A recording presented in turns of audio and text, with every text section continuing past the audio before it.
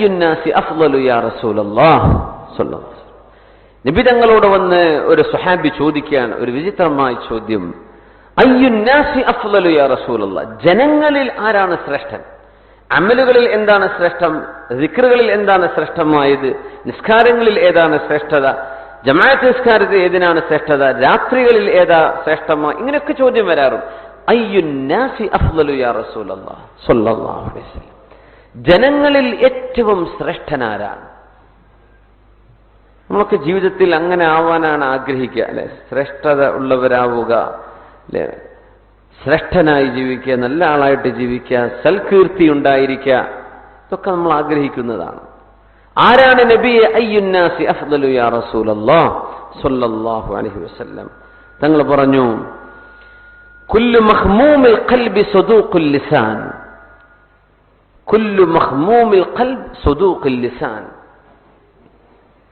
നാവ് സത്യം മാത്രം പറയുന്ന മഖ്മൂമുൽ ഖൽബ് ആയ ആളുകൾ, അവരാണ് ജനങ്ങളിൽ ശ്രേഷ്ഠർ എന്ന് തിരുനബി സല്ലല്ലാഹു അലൈഹി വസല്ലം അതിന് മറുപടി കൊടുത്തു. സൗണ്ട് ഒന്ന് കുറച്ച് കുറക്കാം, അല്ലേ? സിലോക്കോ എന്തൊക്കെയോ ഉണ്ട്. മഖ്മൂമുൽ ഖൽബ് സദൂഖുൽ ലിസാൻ. അപ്പൊ സ്വഹാബികൾ പറഞ്ഞു, നബിയെ, സദൂഖുൽ ലിസാൻ നഅരിഫു, സത്യം പറയുന്ന ആൾ എന്ന് പറഞ്ഞാൽ ഞങ്ങൾക്കത് മനസ്സിലാവും. ആരാ സത്യം? ആ വാക്കിനർത്ഥം സദൂഖുൽ ലിസാൻ, നാവ് കൊണ്ട് എപ്പോഴും സത്യം മാത്രമേ പറയുള്ളൂ അയാൾ. പിന്നെ മഖ്മൂമുൽ ഖൽബ്, അത് ഞങ്ങൾക്ക് കേട്ടുപരിചയമില്ലാത്ത വാക്കാണല്ലോ, എന്താണ് അതിന്റെ അർത്ഥം?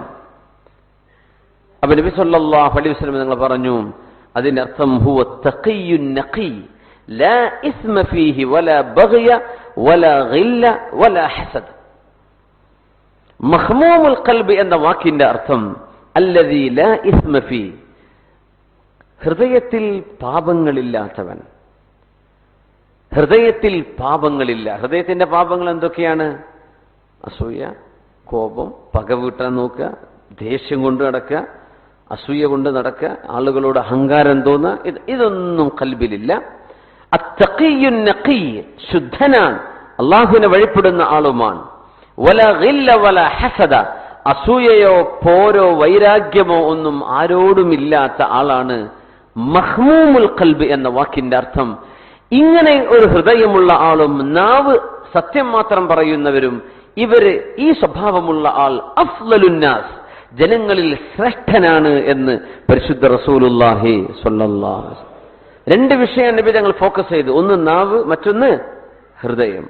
നാവ് കൊണ്ട് സത്യമേ പറയുള്ളൂ. ഇപ്പൊ കച്ചവടക്കാരും ജോലിക്കാരും ഒക്കെ പ്രത്യേകം ശ്രദ്ധിക്കേണ്ട ഒരു വിഷയമാണത്. പ്രത്യേകിച്ച് നമ്മളിവിടൊക്കെ ഒരു ജോലി ചെയ്യുന്ന സാഹചര്യത്തിലാണ് ഉള്ളത്. പല കസ്റ്റമറോട് പറയേണ്ടി വരും, മുതലാളിയോട് പറയേണ്ടി വരും, ഏജന്റിനോട് പറയേണ്ടി വരും.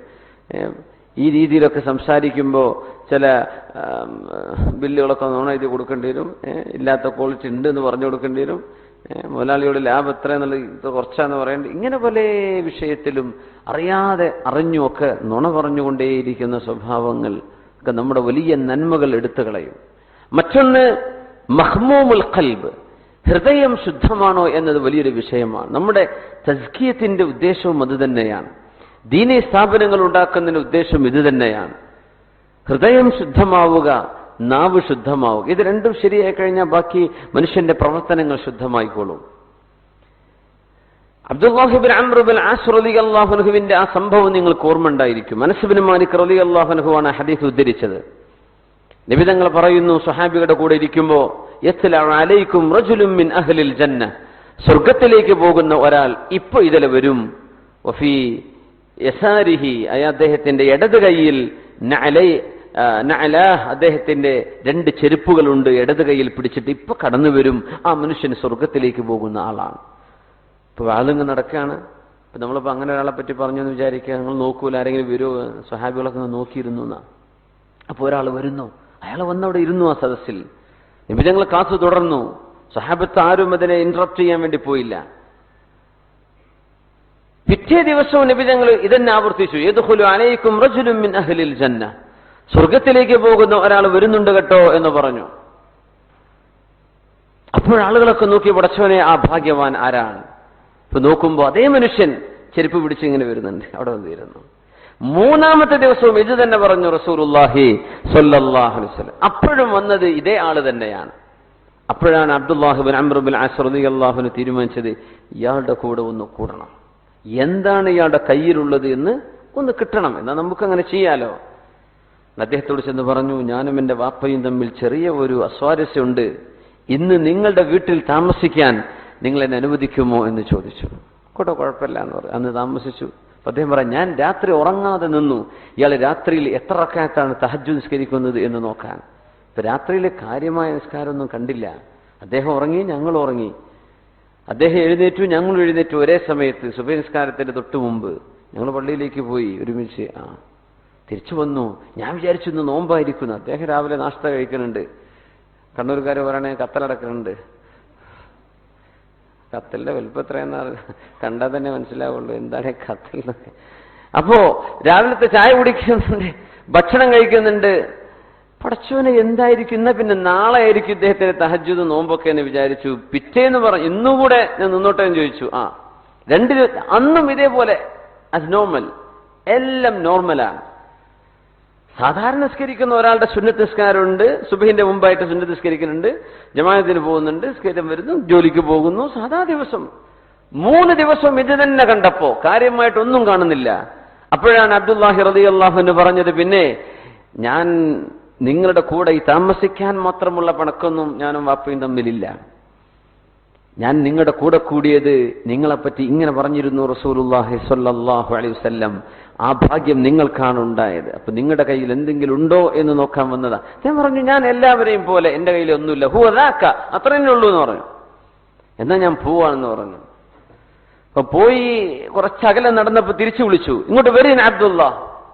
പിന്നെ എന്റെ വിഷയം, എന്റെ ഹൃദയത്തിൽ ലാ ഗില്ല വലാ ഹസദ്, എന്റെ ഹൃദയത്തിൽ ഒരു അസൂയയോ ഒരു പകയോ ആരോടുമില്ല.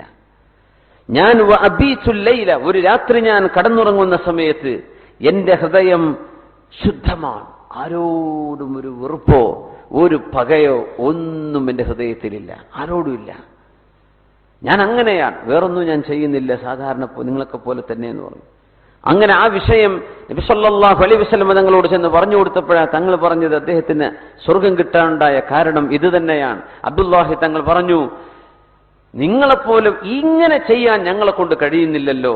ഒരാളോടും ഒരു വെറുപ്പും തോന്നാതെ, ഒരാളോടും ഒരു വിഷമവും തോന്നാതെ ഒരു രാത്രി കടന്നുറങ്ങാൻ നമ്മളെ കൊണ്ടാവുന്നില്ലല്ലോ. ചാൻസ് കിട്ടിയാൽ, പകരം ചെയ്യാൻ പറ്റിയാൽ എന്തെങ്കിലും കൊണ്ട് ചെയ്യും എന്ന ചിന്തയെങ്കിലും കൽബിൽ ഉണ്ടാവുന്നുണ്ടല്ലോ. ഇതൊന്നും ഇല്ലാതെ കടന്നുറങ്ങാൻ പറ്റുന്നുണ്ടോ എന്നതാണ് വിഷയം. അദ്ദേഹം പറഞ്ഞു, ഇത് തന്നെയാണ് ഞങ്ങളെ കൊണ്ടും സാധിക്കാത്തൊരു വിഷയം എന്ന് Abdullahi bin Amr bin as റളിയല്ലാഹു അൻഹു സ്വർഗത്തിലേക്ക് പോകുന്ന ആ ആളെ സംബന്ധിച്ച് പറഞ്ഞിട്ടുണ്ട്. അപ്പോ ഇങ്ങോട്ട് എത്തലാണ് നമ്മുടെ ബാധ്യത. നമ്മൾ ചിന്തിക്കുന്നത് അങ്ങോട്ട് എത്താനാണ്. അള്ളാഹു നമ്മെ സഹായിക്കുമാറാകട്ടെ.